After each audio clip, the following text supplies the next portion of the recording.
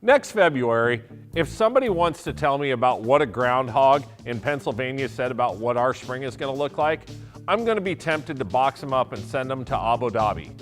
With that being said though, we are being challenged by weather this spring, and there's no doubt in any of our minds that we're probably going to face a tough spring ahead. Whether it's waiting for the frost to come out to get in the fields, the mud, or the mud, there's no doubt in my mind that we're going to see some challenging conditions come up this spring. But while all of that's true, we need to keep our wits about us. This is nothing that we haven't dealt with before. So instead of losing our minds, we have to be mindful. We don't abandon ship just because the boat left the port a few minutes late. I'm Keith Byerly, Precision Ag Manager at Central Valley Ag, and this is your agronomy focus video that corresponds with my article on the CVA website. So, with condensed springs comes a lot of challenges, and one of those is just plain the hours in the day that we have to face. We know we have many jobs out there, and we have to prioritize what gets done.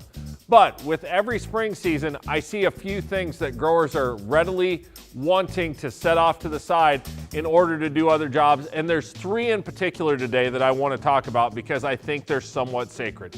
The first of those is getting our fertilizer on. Now, we all know that we're going to get nitrogen on. That has to happen for our corn crops. But what about our P and K applications and even our lime applications out there?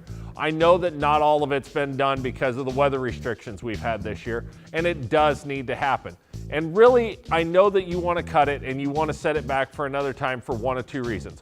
One, cutting that PK application from the budget this year would certainly help your budget. The second, I think that we all believe that I can make up for it next fall. I can put on double next fall and recover from this. But I want to challenge that from a couple of scopes. The first is the budget aspect. As I look at it today, with the current crop prices at some local elevators and the current cost of fertilizer, we have the opportunity to see our PK cost be about 19 bushel an acre to break even. At that range, if I'm fertilizing for a 220 bushel corn crop, not getting my crop removal fertilizer on this year may or may not hamper me from getting to that yield goal. It's all going to be field specific. But what I am confident of is that if we get the right weather conditions and we get the right growing conditions, and that crop has an opportunity to flex up to 240 or 260 or maybe even higher, not getting that crop removal on is going to hamper me and may more than make up for that crop removal difference in the bushels that it was going to take to do it. But the second piece of that is the conversation about waiting until this fall to get it on. I know, again, that we'd like to say that that's a reality, but as we look at the market conditions, do we really believe that things are going to change enough for us during this cropping season that I'm going to have double the fertilizer budget next fall that I have this year? Because if we don't, that means that this skip of our application continues to snowball and we don't get it on until years down the road when we get to our next grid sampling cycle or our next zone sampling cycle. Moving away from that, the next piece that I think growers jump away from all too often is our pre-emerge application of herbicides, especially on our soybeans. As we look at the weeds that we're fighting today out there and the weed resistance that continues to permeate the different areas of the Corn Belt, these different modes of actions are incredibly important to maintain our control on our weeds out there.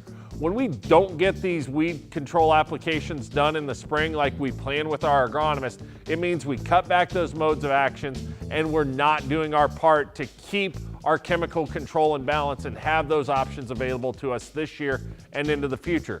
So be mindful of that. It's not just about controlling weeds this year. It's about effectively and cost efficiently being able to do it for years to come as well. And then the final piece that I think we're all too often ready to bail on is the maintenance side of things.